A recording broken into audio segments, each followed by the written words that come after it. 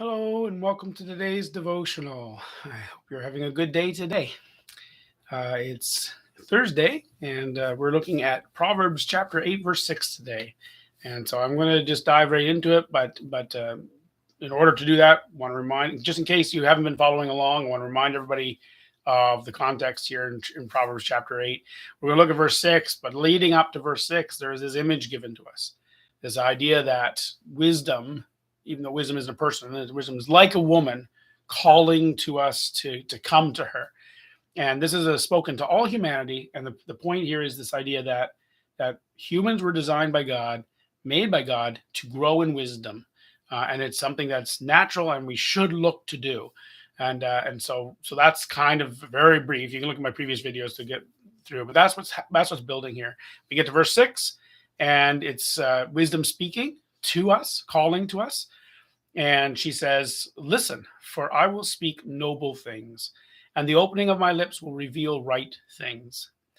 And so, just to draw on this here today, well, what's this talking about? Remember that the proverbial statements are generally in pairs in order to help increase our understanding of what's being said. And so, the pairing that I want to point to here today is the pairing of noble and right. Like, listen, I will speak noble things, and the opening of my mouth, that's the pairing with speaking, will reveal right things, right? Noble, right. There's a connection between these two things. They're connected, and that's part of the message here in verse 6. There's a connection between something being right and something being noble. Our lack of wisdom. So in previous videos, we talked about a lack of wisdom and how we need to pay attention to gaining more. Verse 5 very much says this about the idea of we're naive, we're fools. And then if we can recognize that, then we can pay attention to gaining wisdom and gaining prudence and gaining understanding. And so that's good in the areas of, say, pragmatic, good choice making, or in the areas of morality, as I've been saying. Well, this here is a similar theme, but the idea here, our lack of wisdom includes a lack of knowing what truly is a noble thing. Excuse me.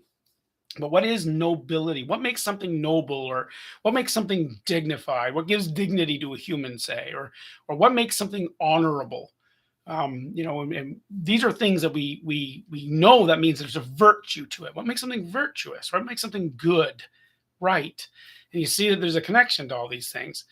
But our lack of wisdom as human beings, we're born with a naivete and a lack of wisdom that we need to grow in, includes this. We don't automatically know what is noble and what is honorable and what is dignified and what is good and what is a virtuous thing. And we tend to decide those things as we grow older, as we grow up, based on the norms of everybody around us, right? So as you're a child and you're growing, you're starting to form a kind of a code of honor that you'll live by, a code of where's the lines of too far for me, and you're starting to form this.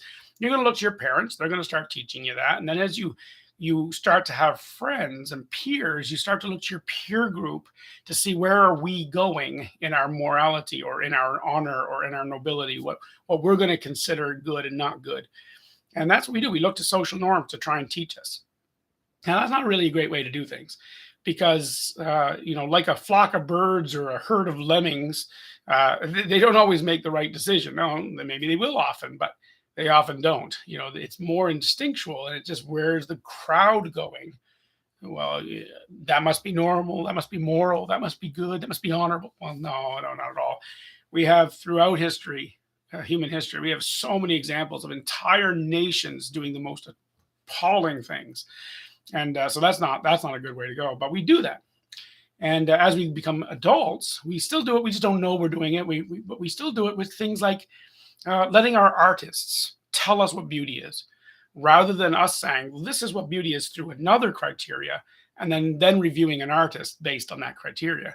We, in our day and age, it tends to be the artist will tell you this is beautiful, and we follow.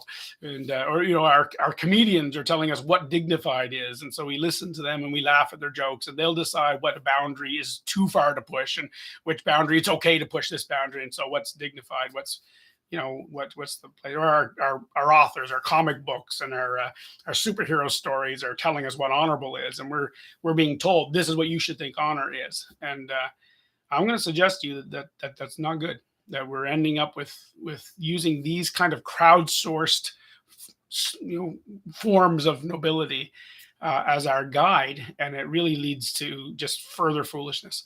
And so it's not safe. So what the Bible's teaching us is to learn from wisdom, from the wisdom of God, to learn from this wisdom, and from her realize, oh, I need to know what wisdom, I need to know what God has set as beauty, as nobility, as dignity, as honor.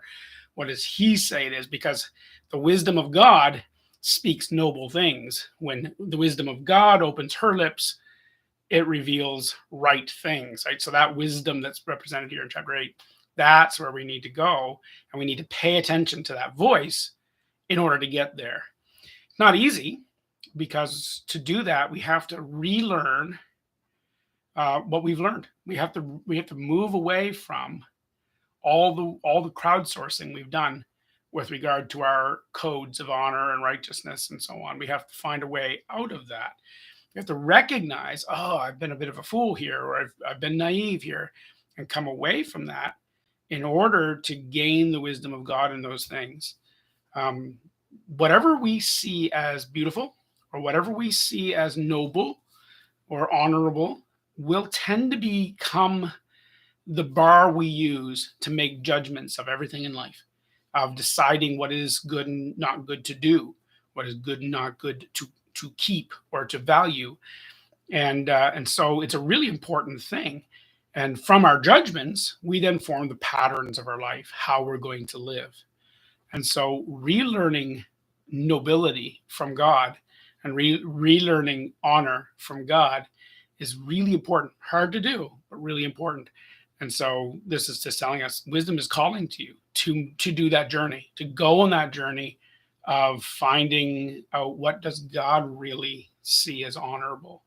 What does God really see as dignified or noble? And that will get us to a place of wisdom. And so that's the idea here. Anyways, another short one, but that's hopefully useful to stir up some thinking in your heart. Tomorrow, God willing, we will do verse 7, and we'll see you then. Have a great evening. God bless.